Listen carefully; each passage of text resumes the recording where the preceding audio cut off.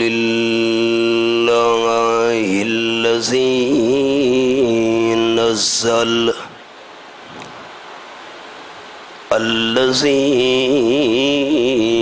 نزل الفرقان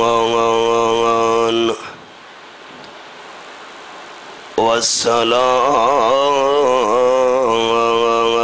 والسلام على سيد الإنس والجان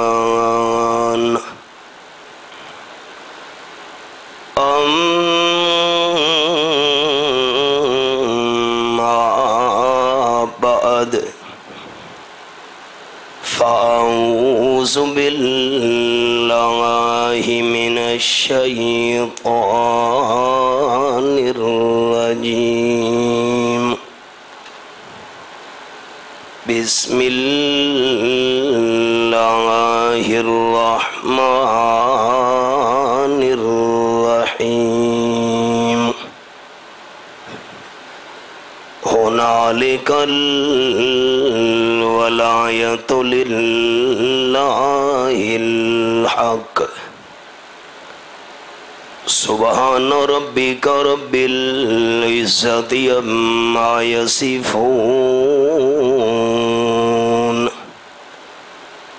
وسلام على المرسلين والحمد لله رب العالمين إن الله وملائكته يصلون على النبي يا أيها الذين آمنوا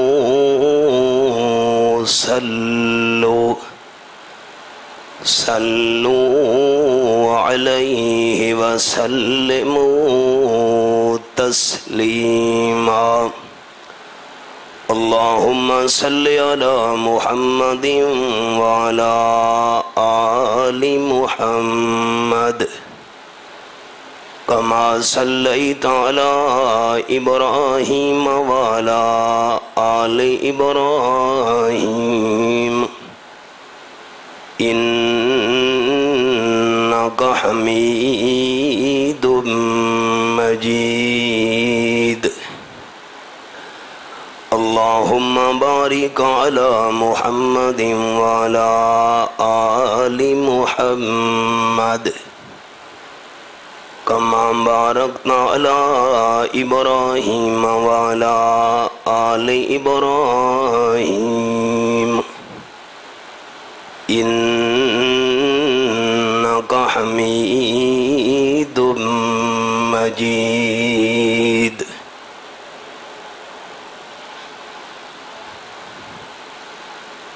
قابل عزت و احترام ذی قدر علماء کرام معززین شہر دوستوں بزرگوں بھائیوں عزیز ساتھیوں پیکر اخلاص اور میرے لیے انتہائی محترم المقام جناب حضرت مولانا قاضی محمد یونس انور صاحب زیدہ مجدہ کے حکم کی تعمیل میں میں آپ دوستوں کی خدمت میں قرآن و سنت کی روشنی میں چند معروضات پیش کرنے کے لیے حاضر ہوں۔ کسی کی ضد، ذاتیات یا دشمنی کو سامنے رکھ کر بیان کرنا مقصد نہیں، بیان کرنے کا مقصد صرف اور صرف یہ ہے کہ اللہ راضی ہو جائے۔ آپ دوستوں کے ساتھ میرا ایک دینی تعلق ہے، میں اسی دینی نسبت کو مد نظر رکھ کر اب تمام احباب سے یہ اپیل کروں گا کہ جتنی دیر بھی آپ میری معروضات سماعت کریں تو سننے کے دوران تمام احباب نے دل میں نیت یہی رکھنی ہے کہ ہمارے سننے کا مقصد یہ ہے کہ رب العالمین ہم سے راضی ہو جائے۔ قرآن مجید میں رب العالمین نے 4 طریقوں سے مسئلہ سمجھایا ہے۔ یا تو اللہ کریم نے مسئلہ سمجھایا ہے دلائل کے ذریعے، ایک دعویٰ پیش کرنے کے بعد رب العالمین اس پر دلائل بیان فرماتے ہیں، اور یا اللہ کریم نے قرآن مجید میں مسئلہ سمجھایا ہے مثالیں بیان کر کے۔ کبھی مکھی کی مثال دی جا رہی ہے، کبھی مکڑی کی مثال بیان کی جا رہی ہے۔ یہ بھی مسئلہ سمجھانے کا ایک انداز ہے قرآن مقدس میں رب العالمین کا۔ اور یا اللہ کریم نے مسئلہ سمجھایا ہے قسمیں اٹھا کر، بطور شاہد رب العالمین کچھ چیزوں کو پیش کرتے ہیں ان کی قسمیں اٹھا کر۔ یہ تیسرا انداز ہے قرآن مجید میں رب کائنات کا مسئلہ سمجھانے کا۔ اور چوتھا انداز یہ ہے کہ یا اللہ نے مسئلہ سمجھایا ہے مختلف قصے بیان کر کے۔ آج کی اس نشست میں نے آپ دوستوں کے سامنے ایک قصہ پیش کرنا ہے، لیکن اس قصہ کے بیان کرنے سے پہلے ایک چھوٹی سی تمہید ہے۔ وہ تمہید یہ ہے کہ تاجدار دو عالم صلی اللہ علیہ وسلم کی خدمت میں آپ کے مخالفین کا پیغام آیا۔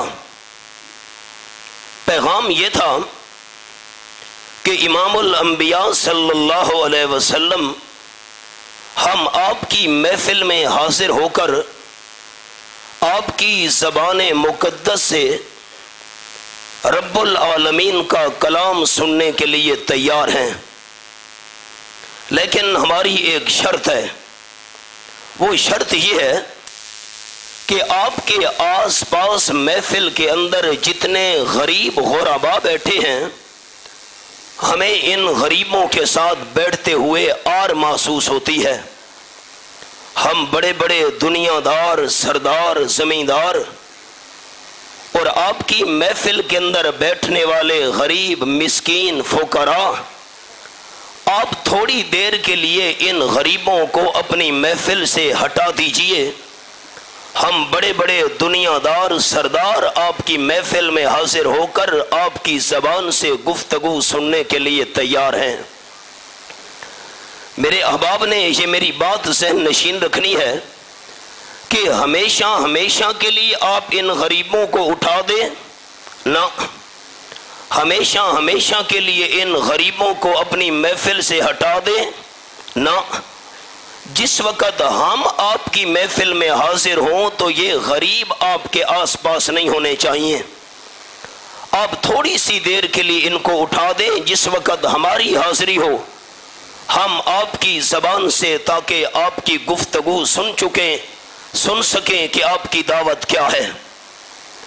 جب آپ صلی اللہ علیہ وسلم کے مخالفین کا یہ پیغام آپ کی خدمت میں پہنچا، آپ صلی اللہ علیہ وسلم کا ارادہ ہوا کہ تھوڑی دیر کے لیے ان غریبوں کو محفل سے ہٹا دیا جائے۔ یہ تو اپنے ہیں، بعد میں بھی گفتگو سن سکتے ہیں، اور یہ مخالفین، دنیا دار، بڑے بڑے سردار آج میری محفل میں آ کر گفتگو سننے کی تمنا کر رہے ہیں۔ ہو سکتا ہے ان میں سے کوئی بندہ ایماندار بن جائے۔ الناس علی دین ملوکہم، جو دین سرداروں اور وڈیروں کا ہو عوام کا بھی وہی ہوا کرتا ہے۔ ممکن ہے ان کی وجہ سے باقی عوام بھی مسئلہ مان لے، بس آپ صلی اللہ علیہ وسلم کا یہ ارادہ ہوا، رب العالمین نے ایک قصہ سنا دیا۔ اب آپ احباب نے یہ مطالبہ ذہن میں رکھنا ہے کہ دنیا دار سرداروں کا یہ مطالبہ تھا کہ تھوڑی دیر کے لیے ان غریبوں کو ہٹا دیجئے۔ اللہ نے ایک قصہ سنایا، اب میں قصہ بیان کر کے پھر اس مطالبے کا جواب عرض کروں گا کہ رب العالمین کے اس قصہ نازل کرنے کا مقصد کیا تھا۔ اب دیکھیے قرآن کا انداز، فرمایا اعوذ باللہ من الشیطان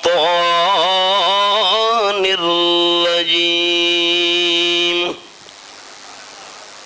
بسم اللہ الرحمن الرحیم،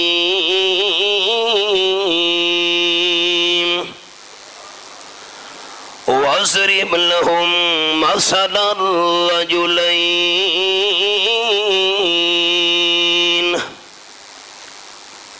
سورت کا نام سورت الکہف، میرے سامنے 15واں پارہ اور آیت نمبر 32 میں نے کھولی ہوئی ہے، یہ حوالہ۔ اور رب العالمین فرماتے میرے حبیب صلی اللہ علیہ وسلم ان کے سامنے دو آدمیوں کا حال بیان کیجئے، ایک دنیا دار مالدار اور دوسرا غریب بندہ۔ اور رب العالمین فرماتے ہیں جعلنا لأحدہما جنتین من اعناب، ایک مالدار بندے کے لیے قطروس اس کا نام تھا۔ اللہ کریم فرماتے ہیں ہم نے مالدار بندے کے لیے دو انگوروں کے باغ بنا دیے۔ نمبر 2 وحففناہما بالنخل، دونوں انگوروں کے باغوں کے آس پاس میں اللہ نے کھجوروں کے درختوں کی باڑ بھی پیدا کر دی، درمیان میں انگوروں کے باغات، آس پاس کھجوروں کے درخت۔ نمبر 3 رب العالمین فرماتے ہیں وَجَعَلْنَا بَيْنَهُمَا زَرْعًا، اور دونوں انگوروں کے باغوں کے درمیان میں اللہ نے گندم کی کھیتی بھی بنا دی۔ نمبر 4 کِلْتَا الْجَنَّتَيْنِ آتَتْ أُكُلَهَا وَلَمْ تَظْلِمْ مِنْهُ شَيْئًا، اپنے اپنے موسم کے اندر دونوں باغ میوہ بھی پورا دیا کرتے تھے، ذرا برابر بھی میوے کے اندر کمی نہیں کیا کرتے تھے، ایک دانے کا نقصان بھی کبھی نہیں ہوا تھا۔ نمبر 5 رب العالمین فرماتے ہیں وَفَجَّرْنَا خِلَالَهُمَا نَهْرًا، اور دونوں باغوں کے درمیان میں اللہ نے پانی کا چشمہ بھی جاری کر دیا۔ نمبر 6 وَقَانَ لَهُ ثَمَرٌ، اس کے علاوہ بھی اس بندے کے لیے اور بھی ساز و سامان تھا عیش و عشرت کا، بڑا اسباب تمول۔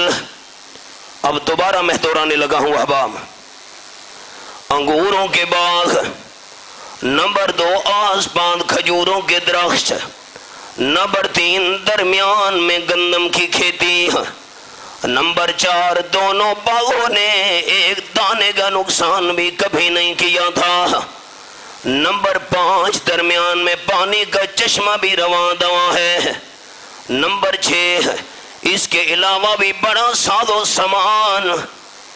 اب یہ آکڑ میں آ گیا بندہ، قرآن پاک کے الفاظ فَقَالَ لِصَاحِبِهِ وَهُوَ يُحَاوِرُهُ، اپنے غریب ساتھی سے گفتگو کرتے ہوئے یہ مالدار کہنے لگا تیرے پاس کیا ہے؟ میرا ساز و سامان دیکھ، یہ نعمتیں دیکھ، یہ باغ و بہار دیکھ، انا اکثر منک مالا واعز نفرا، میں مال کے لحاظ سے بھی تجھ سے بہت زیادہ ہوں، برادری اور اولاد کے لحاظ سے بھی بڑی عزت والا ہوں۔ اہلیان لاہور، آنا میں مال کے لحاظ میں اللہ کو پسند نہیں ہے۔ میں نے سبق روک دیا۔ پنجاب کے اندر ضلع ہے راجن پور، اور وہاں پر ایک قصبہ ہے کوٹ مٹھن، وہاں ایک اللہ والے گزرے ہیں خواجہ غلام فرید صاحب۔ خواجہ غلام فرید صاحب کی محفل لگی ہوئی تھی، ایک سندھ کا رہنے والا مرید کھڑا ہو گیا، خواجہ صاحب ایک مسئلہ میں نے پوچھنا ہے، مہربانی کیجئے مسئلہ تو بتائیے۔ جی پوچھو۔ سندھ والا مرید کہنے لگا خواجہ صاحب کون سی چیز لوگوں کو زیادہ جہنم میں لے جائے گی؟ سوال، کون سی چیز لوگوں کو زیادہ جہنم میں لے جائے گی؟ خواجہ صاحب نے فرمایا بیٹھ جاؤ، بیٹھ جاؤ، تم نے معمولی مسئلہ نہیں پوچھا، بہت بڑی بات پوچھی ہے، میں انشاءاللہ کل جواب دوں گا، اب بیٹھ جاؤ۔ مرید بیٹھ گیا۔ دوسرا دن ہوا، پھر سارے مرید محفل میں جمع ہو گئے۔ خواجہ صاحب نے فرمایا ہاں بھائی، وہ کون بندہ تھا کل جس نے مجھ سے مسئلہ پوچھا تھا، کون سی چیز لوگوں کو زیادہ جہنم میں لے جائے گی؟ کون تھا بھائی؟ سندھ والا مرید کھڑا ہو گیا، جی میں تھا۔ کون تھا بھائی؟ جی میں تھا۔ خواجہ صاحب نے فرمایا یہی میں تو لوگوں کو زیادہ جہنم میں لے جائے گی، میں، میری دولت، میرا پیسہ، میری جائیداد، میں۔ قاضی صاحب کی اجازت سے سریکی کا جملہ، سریکی کے شاعر نے کہا تھی ونج زیر تے زبر نہ بن، زیر نیچے ہوتی ہے بھائی جان، تھی ونج زیر تے زبر نہ بن، متا خالق پیش جا پاوی، اودی کہیں مخلوق تے ظلم نہ کر، متا قہر خدا دا آوی، دھن دولت رب کھس کے تیڈی، متا در در تے پنواوی، اودے قہر غضب تو ڈر ونج خاکی، شالا رب رحمت فرماوی۔ میں یہ انسان کے ساتھ نہیں سجتی۔ میں نے سبق روک دیا تھا۔ 7واں پارہ، سورت کا نام سورت الانعام، یہ میں نے آیت نمبر 94 کھولی ہوئی ہے، آخری سطر، یہ میں نے انگلی رکھی ہوئی ہے۔ اللہ فرماتے والا قد جئتمونا فرادا کما خلقناکم اول مرہ وترکتم ما خولناکم وراء ظہورکم۔ مجھے اللہ ہونے کی قسم ہے، انسان جب دنیا میں پیدا ہوتا ہے، ہر پیدا ہونے والے بچے کے دونوں ہاتھ خالی ہوتے ہیں، ہاتھ میں کوئی سونا نہیں، چاندی نہیں، پیسہ نہیں، مال نہیں۔ انسان دنیا میں آیا تو بھی ہاتھ خالی ہے، اور جب انسان دنیا سے جا رہا ہے پھر بھی انسان کے دونوں ہاتھ خالی۔ دوست ہمیں خود سنایا کرتے ہیں، اجڑ گیا وہ باغ جس کے لاکھ مالی تھے، سکندر جب چلا دنیا سے دونوں ہاتھ خالی تھے۔ انسان دنیا میں آیا تو بھی ہاتھ خالی، دنیا سے جا رہا ہے پھر بھی دونوں ہاتھ خالی، اور جب انسان قیامت کے دن زندہ ہو کے اٹھے گا رب العالمین فرمائے گا وَلَقَدْ جِئْتُمُونَا فُرَادًا کَمَا خَلَقْنَاكُمْ أَوَّلَ مَرَّةٍ۔ مجھے اللہ ہونے کی قسم ہے کائنات والو، ایسے بے یار و مددگار تنہا تنہا میں اللہ کریم کے سامنے آئے ہو جیسے میں اللہ نے پہلی دفعہ تمہیں پیدا کیا تھا، دونوں ہاتھ خالی، سر پہ پگڑی نہیں ہے، پاؤں میں جوتی نہیں ہے، اور جسم پر لباس بھی نہیں ہے۔ جتنی بھی نعمتیں میں اللہ کریم نے تمہیں دی تھی ساری کی ساری پشت پیچھے دنیا میں چھوڑ کے آئے ہو۔ یہ تو سورۃ الانعام کا انداز تھا، یہ میرے سامنے 17واں پارہ اور سورت کا نام ہے سورۃ الانبیاء، اور رب العالمین کی لاریب کتاب میں نے کھولی ہوئی ہے، آیت نمبر 104۔ اللہ فرماتے ہیں کما بدانا اول خلق نعیدہ، یہ حوالہ قرآن پاک کا سامنے ہے۔ اس حالت میں اللہ نے پہلی دفعہ پیدا کیا، اسی حالت میں اللہ کریم زندہ کر کے اٹھاؤں گا۔ آپ صلی اللہ علیہ وسلم نے ان الفاظ کی تلاوت کی، بخاری شریف کے لفظ ہیں، قال النبی صلی اللہ علیہ وسلم انکم محشورون الی اللہ یوم القیامت حفاتا عراتا غرلا۔ آپ صلی اللہ علیہ وسلم نے فرمایا تم دن قیامت کے اللہ کریم کے دربار میں زندہ ہوگے، پیش ہوگے، حفاتن، کسی بندے کے پاؤں میں جوتی نہیں ہوگی۔ کیوں؟ انسان پیدا ہوتا ہے دنیا میں، پاؤں میں جوتی نہیں ہوتی، اسی حالت میں اللہ کریم نے اٹھانا ہے۔ نمبر 2 عراطن، جب انسان زندہ ہو کے اٹھے گا کسی بندے کے جسم پر لباس نہیں ہوگا۔ صدیقہ کائنات رضی اللہ تعالیٰ حیران ہو گئی، اللہ کے محبوب جسم پر لباس نہیں ہوگا تو انسان دوسرے کو دیکھے گا نہیں۔ امام الانبیاء صلی اللہ علیہ وسلم نے فرمایا صدیقہ کائنات رضی اللہ تعالیٰ عنہ، دوسرے کو دیکھنا تو بات کا معاملہ ہے، انسان کو اپنے جسم کا بھی ہوش نہیں ہوگا۔ یہ سورۃ الحج ہے جی، آیت نمبر 2، یہ حوالہ۔ اللہ فرماتے ہیں وَتَرَى النَّاسَ سُكَارَىٰ وَمَا هُمْ بِسُكَارَىٰ، لوگ نشے کی حالت میں نظر آئیں گے جیسے نشہ کرنے والے کو اپنے وجود کا ہوش نہیں ہوتا، اپنے وجود کا بھی ہوش نہیں ہوگا۔ اللہ لوگوں نے نشہ کیا ہوا ہوگا؟ فرمایا نہیں نہیں، وَمَا هُمْ بِسُكَارَىٰ، لوگوں نے نشہ کیا ہوا نہیں ہوگا۔ یہ حالت کیوں بن گئی؟ لیکن عذاب اللہ شدید، اللہ کے سخت عذاب کی وجہ سے یہ حالت بن جائے گی۔ دوستو، پاؤں میں جوتی نہیں، جسم پر لباس نہیں، غرہ ختنہ کیا ہوا بھی نہیں ہوگا۔ کیوں؟ جس حالت میں اللہ کریم نے پیدا کیا اسی حالت میں اللہ کریم نے اٹھانا ہے۔ معاف کیجئے، ہماری آکڑی ختم نہیں ہو رہی، جیب میں 2-4 پیسے ہمارے زیادہ آ جائیں ہم بندے کو بندہ ہی نہیں سمجھتے۔ اللہ کریم نے یہ اس مالدار کو نعمتیں دی، آکڑ میں آ گیا، غریب تیرے پاس کیا ہے؟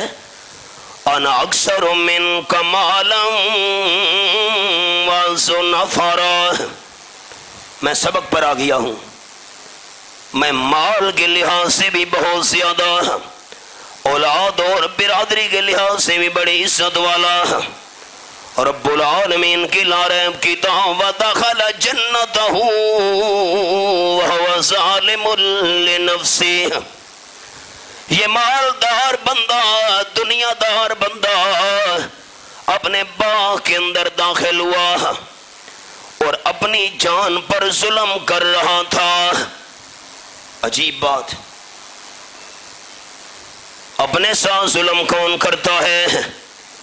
احباب خیال، رب العالمین نے مسئلہ سمجھا دیا، جس بندے نے اپنا ایمان اور عقیدہ نہیں بنایا وہ بندہ اپنے ساتھ ظلم کر رہا ہے۔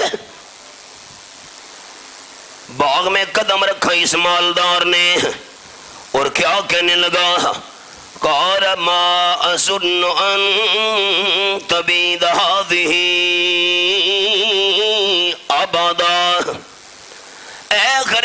میرا دوست، یہ جو تجھے چمن باغ بہار گلستان نظر آ رہا ہے، یہ کھیتی باڑی ہے، یہ رواں دواں چشمہ، اس پر فنا اور زوال کبھی نہیں آئے گا۔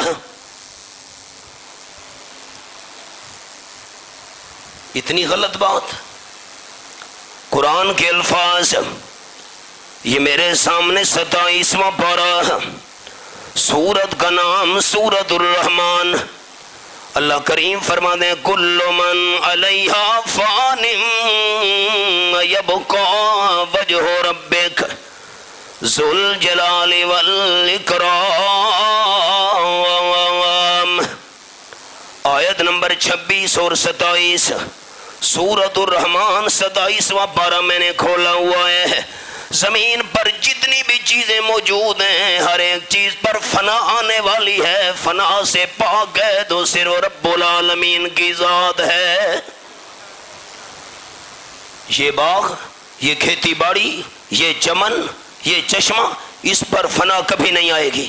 اللہ ایک، اور نمبر 2، وہ مالدار بندہ کہنے لگا اپنے غریب ساتھی کو ما ظن ان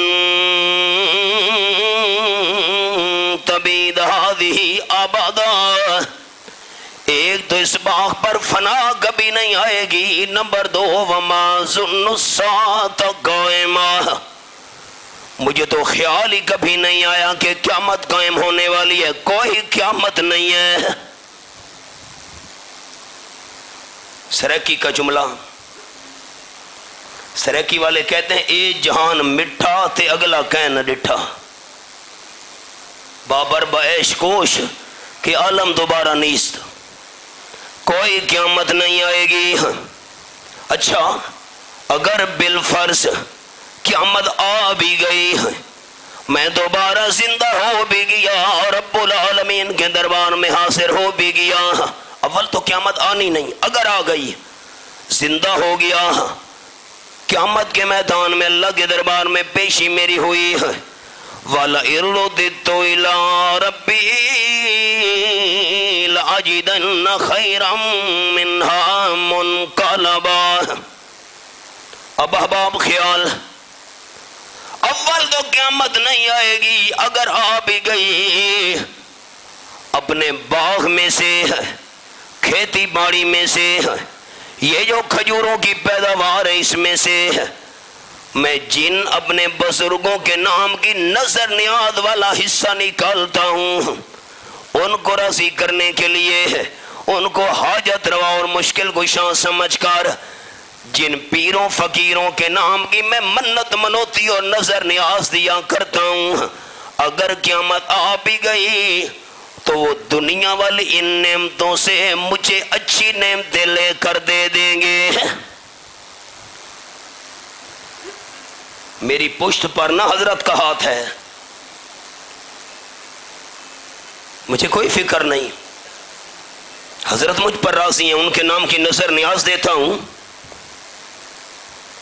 امیر بندے کی تقریر مکمل۔ اچھا میرے احباب کو وہ مطالبہ یاد ہے نا کہ آپ غریبوں کو تھوڑی دیر کے لیے اٹھا دیں، وہ سبق نہیں بھولانا احباب نے۔ غریب بندے کا نمبر آیا، قرآن پاک کے الفاظ قال لہ صاحبہ وہو یحاورہ، غریب ساتھی کہنے لگا اس کو، یہوذا گفتگو کرتے ہوئے، دنیا دار مالدار سن، اکفرت بالذی خلقک من تراب ثم من نطفۃ ثم سواک رجلا، تجھے ایسی گفتگو کرتے ہوئے شرم آنی چاہیے تھی، اس اللہ کریم کی تو ناشکری کر رہا ہے جس اللہ نے تجھے مٹی سے پیدا کیا، آدم علیہ السلام مٹی کے بنے ہوئے ہیں، ثم من نطفہ، پھر پھر پانی کے ناپاک قطرے پر اللہ کریم نے تیری خوبصورت شکل و صورت بنائی ہے، بہترین تجھے انسان بنا دیا۔ میں نے سبق روک دیا۔ اب کیسے اللہ نے کاریگری دکھائی؟ یہ میرے سامنے 18واں پارہ اور سورت کا نام ہے المؤمنون۔ یہ میں نے پہلا صفحہ کھولا ہوا ہے 18ویں پارے کا۔ اللہ فرماتے ہیں وَلَقَدْ خَلَقْنَا الْإِنسَانَ مِنْ سُلَالَةٍ مِّن طِينٍ ثُمَّ جَعَلْنَاهُ نُطْفَةً فِي قَرَارٍ مَّكِينٍ ثُمَّ خَلَقْنَا النُّطْفَةَ عَلَقَةً فَخَلَقْنَا الْعَلَقَةَ مُضْغَةً فخلقنا المضغة عظاما فكسونا العظام لحما ثم أنشأناه خلقا آخر فتبارك الله أحسن الخالقين۔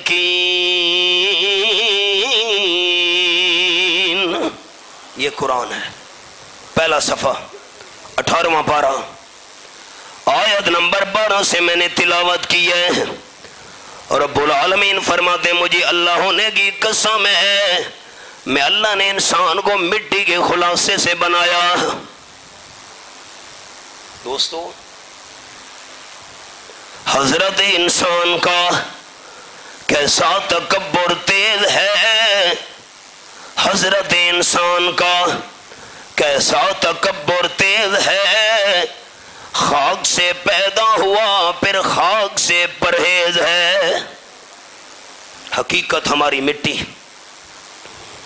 اور پھر میں اللہ کریم نے حضرت آدم علیہ السلام کی اولاد کا سلسلہ کیسے چلایا؟ ثم جعلناہ نطفۃ فی قرار مکین۔ پانی کا ایک ناپاک قطرہ، نام لیتے بھی بندے کو حیا آتا ہے۔ 3 اندھیروں کے اندر، یہ میرے سامنے 23واں پارہ اور رب العالمین کا کلام میں نے کھولا ہوا ہے۔ اللہ فرماتے ہیں یخلقکم فی بطون امہاتکم خلقا من بعد خلق فی ظلمات ثلاث۔ یہ حوالہ قرآن پاک کا سامنے ہے، آیت نمبر 6 سورۃ الزمر 23واں پارہ۔ والدہ کے پیٹ کا اندھیرا 1، رحم کا اندھیرا 2، جھلی کا اندھیرا 3۔ 3 اندھیروں میں اللہ کریم نے کاریگری دکھائی۔ ساری دنیا کے کاریگر مل جائیں، پانی کے قطرے پہ کوئی کاریگری نہیں دکھا سکتا، اور پھر اندھیرے میں کوئی کاریگر اپنی کاریگری نہیں دکھا سکتا۔ رات کے وقت فیکٹریوں کے اندر، ملوں کے اندر لائٹیں روشن کر دی جاتی ہیں، کیونکہ رات والی شفٹ نے کام کرنا ہوتا ہے۔ اندھیرے میں کوئی بھی ہنر مند اپنا ہنر نہیں دکھا سکتا، کاریگر اندھیرے میں کاریگری نہیں دکھا سکتا۔ اللہ تیری قدرت پہ قربان جاؤں، 3 اندھیروں میں کاریگری دکھائی، ایک ناپاک قطرے کو حسین و جمیل انسان بنا دیا۔ کیسے بنایا؟ 40 دن گزرے، رب العالمین فرماتے ہیں ثم خلقنا النطفۃ علقہ۔ 40 دن کے بعد میں اللہ کریم نے پانی کے قطرے کو خون بنا دیا۔ 40 دن اور گزرے، فخلقنا العلقۃ مضغۃ۔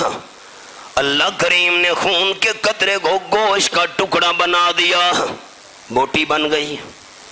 40 دن اور گزرے، فخلقنا المضغۃ عظاما۔ اللہ نے گوشت کے ٹکڑے میں سے ہڈیاں بنانا شروع کر دی ہیں۔ پڑھے لکھے احباب، میرے الفاظ پر غور کیجئے گا، میں دعوت فکر دینا چاہتا ہوں۔ ایک گوشت کا ٹکڑا وہ ہے جو والدہ نے کھایا وہ ہو گیا ہے میدے کے اندر. مرغی کا گوشت، بکرے کا گوشت میدے میں چلا گیا. ایک گوشت کا ٹکڑا ہے میدے کے اندر، ایک گوشت کا ٹکڑا ہے رحم کے اندر. پانی، خون، گوشت کا ٹکڑا، دو گوشت کے ٹکڑے ہو گئے وجود میں. ایک گوشت کا ٹکڑا میدے میں ہے جو والدہ نے کھایا، دوسرا گوشت کا ٹکڑا رحم کے اندر ہے. رب العالمین تیری قدرت کاملہ پہ قربان جاؤں، میدے والا گوشت گلتا جا رہا ہے، رحم والا گوشت بڑھتا جا رہا ہے.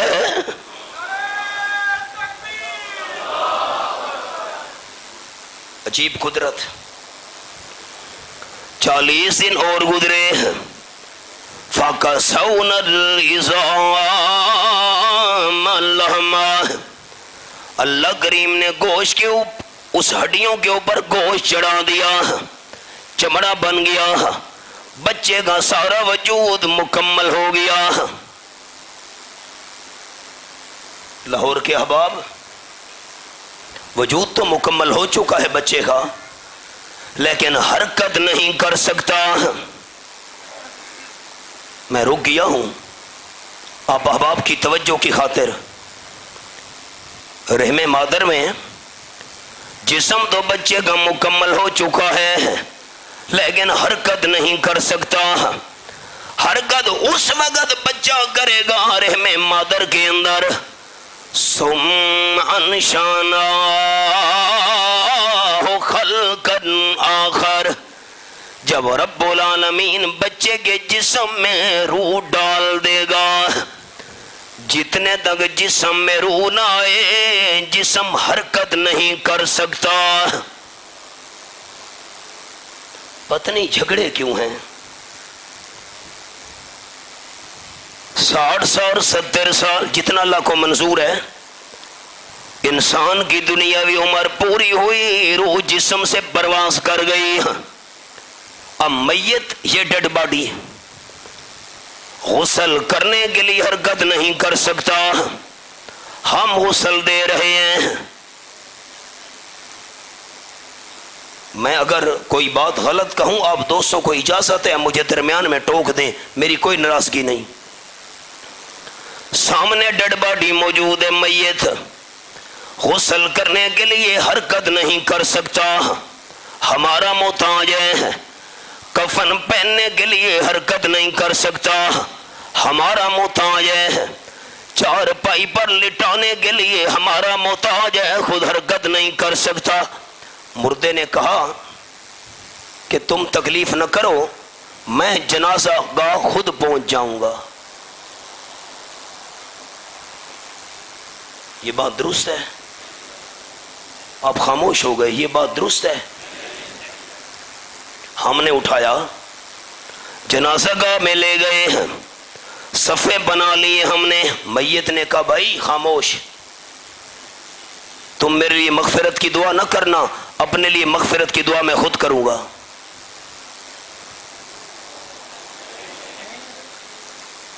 آپ خاموش ہو گئے. شاید لاہور کے اندر مردے اپنے لیے دعا بخشش کی خود مانگتے ہوں. اچھا، ہمارے ہاں تو ایسے نہیں ہوتا، یہاں بھی ایسے نہیں. اچھا، تعجب کی بات ہے. سامنے میت موجود ہے، ہم جنازہ پڑھنے لگے ہیں. نیت کی میں نے 4 تک بھی نماز جنازہ فرض کفایہ، ثنا واسطے اللہ کے، درود واسطے نبی پاک صلی اللہ علیہ وسلم کے، اور دعا واسطے حاضر اس میت کے. سامنے موجود ہے، اپنے لیے بخشش کی دعا نہیں مانگ سکتا، ہماری دعا کا محتاج ہے. اللہم اغفر لحینا و میتنا. دوستو جھگڑے کیوں ہیں؟ مجھے بات سمجھائیے. جب سامنے میت موجود ہے، اپنے لیے بخشش کی دعا نہیں مانگ سکتا، ہماری دعا کا محتاج ہے. اور جب کئی من مٹی کے نیچے دفن ہو گیا، اب ہمارے لیے دعا کیسے مانگ سکتا ہے؟ قبر پر گئے ہم، بابا تو میرے لیے دعا کر، سامنے موجود تھا، اپنے لیے دعا نہیں مانگ سکتا تھا، ہماری دعا کا محتاج تھا، اور جب کئی من مٹی کے نیچے دفن ہو گیا اب ہمارے لیے دعائیں مانگ سکتا ہے۔ دوستو، زندہ سے دعا کروانا جیسے